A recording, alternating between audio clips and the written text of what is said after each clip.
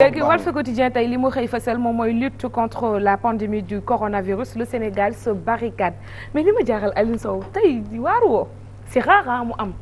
Vox Populi ak Sénégal ak Vox Populi ak Walf même titre xoolal amul différence le Sénégal se barricade que les rouges la def tout en rouge kii jël benn noir Walf Quotidien ci kaw et puis mu barricadé se barricade en rouge comme ça ñëpp di gis rouge bi. mais lii li muy am bëriwul de. non c'est extrêmement mosuma gis moo tax. ça m'a c'est très rare parce que d'habitude dinañ xaw a nuroo titraay mais dafay am lenn lu koy wutalee soit benn verbe wala benn wala adjectif wala dara petit mot mais aujourd'hui ils ont mais c'est tout pareil le même titre. bravo les deux hein le Sénégal évidemment le Sénégal se barricade.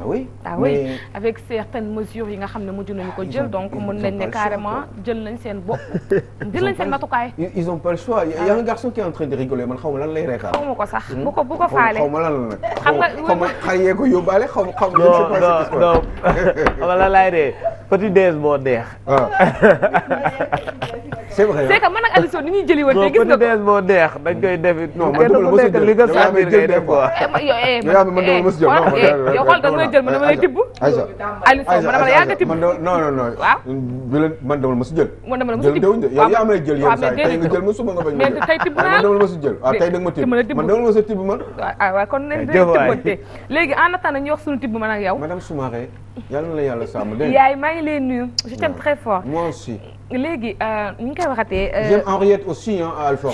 mais est-ce que tu mën nga. bañ leen a liggéey ba temps bi jot wàcc lay déedéet bu ma xoolee. Aysa way bi doon dégg sama oto sànq. waa kay. non Charles nee na lépp Satan la rek. waaw mais Charles man dama bëgg dama woy bu ñu doon woy sànq ci sama oto ak Aïcha. acca. ñu tuuti. jongama del wax ndi jaay yo góoru tey yomb naa jubóor. yomb naa jubóor góoru tey yomb naa jubóor. yomb naa jubóor mooy la góoru tey yomb naa jubóor. bu ngoon jotee na nga sangu sol xeeñ lu neex nga toog di xaar sa way ñëw mu tey nga teral ko. jongama del wax ndi jaay doo actualité tamit ngir yàlla. ak am lu wax nag. ci sànq man ak yow ñu ngi wax. ama del wax ni jaay. waaw oui ma ci page 3 bu Walf Quotidien j'ai vu toujours lutte contre le Covid-19. Thierno Bocoum plutôt qui veut les 8 milliards de fonds publics de Macky Sall. oui il dit en résumé que lutte contre Covid-19 bi. dañoo war a tax nag xool nag ci 8 milliards caisse noire Macky Sall bi est-ce que du ci tibb nag jàppale askan wi. ndeysaan Mbacké Balaye sa jël 200 millions joxe ko ñii di joxe Sadio Mané 30 millions et cetera Wally Seck les autres Youssou Ndour qui participe Bougane qui met la main dans le plat. et ben voilà ñëpp a ngi jàppale Sénégal est-ce que ci situation yi ñu demee nii Macky Sall warul réagir mais en quoi faisant Macky Sall finalement lan la war a mën a def Macky Sall man je lui conseillerais. Évidemment, je suis dans le même ordre d'idées que Thierno Bocoum. J'irai même beaucoup plus loin. Je suis pour une réduction drastique du train de vie de l'État. yi nga xam ne amul njëriñ les voyages et cetera yi nga xam ne comme dëkk bi dafa nekk en urgence yenn voyages yi nga xam ne amul njëriñ et que ça peut être reporté il y a aucune raison que ñu koy def yenn séminaires yi on n'a qu'à se les garder parce que de toute façon séminaire ay rassemblement la. donc c'est pas la peine donc poste budgétaire yooyu yëpp nañ ko jéem a seet fu ñu dajalee xaalis boobu jéem ko dajale se concentrer surtout sur la communication.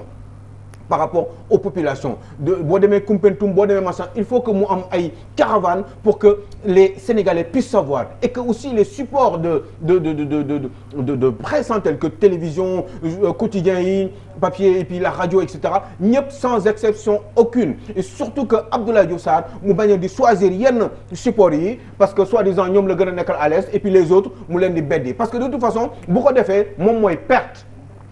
parce que mooy pertinent par rapport à quoi par rapport au fait que moom moo yor la politique de la santé donc dans ce pays et que am na ñoo xam ne bu ñu yëgul parce que tout le monde regarde Walfadjri tout le monde regarde Sen TV tout le monde regarde 2S TFM et les autres ku nekk da nga am ay ses choix donc pour mën a ratisser large autant que c'est possible il faudrait que ce ministre de la santé puisse justement ratisser large en quoi faisant mooy mu jox ñëpp la possibilité mu déployer les moyens pour que ñu mën a divulguer les informations chez les populations de manière à ce que ces mêmes populations puissent avoir les bonnes informations par rapport à cette pandémie qui est le Covid-19.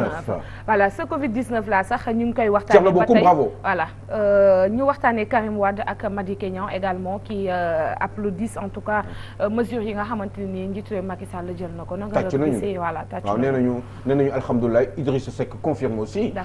cette position. cette politique pour la première fois il y a une certaine. Comment dire solidarité mobilisation autour du président de la République pour résoudre ce problème. man je dis alhamdulilah mais Aïcha est-ce que xam nga benn affaire. mais solidarité bi lii nii parce que xam nga dama fi wax ni àdduna tukkeegul. parce que dese nañu. ak bëgg dund. waaw àdduna moo tukkeegul parce que dese na. te suba am na te Covid 19 bii dina jeex. Tout à fait. Alors boo gisee solidarité bi am yëpp autour du président de la République. mais man loolu laa mës a réclamer parce que yàlla moom la fal il faudrait que les compétences qui sont dans l'opposition puissent se mettre autour du président jusque 2024 pour ñu mobiliser wu sur les urgences de ce pays. Tout à fait. Ces urgences yi nga xam ne Covid 19 ci la bokk mais aussi il y a d'autres urgences dans ce pays-là. La famine, des gens qui ont faim, des gens qui sont malades, des gens qui ont d'autres maladies qui ne sont pas le Covid-19. Tout à fait.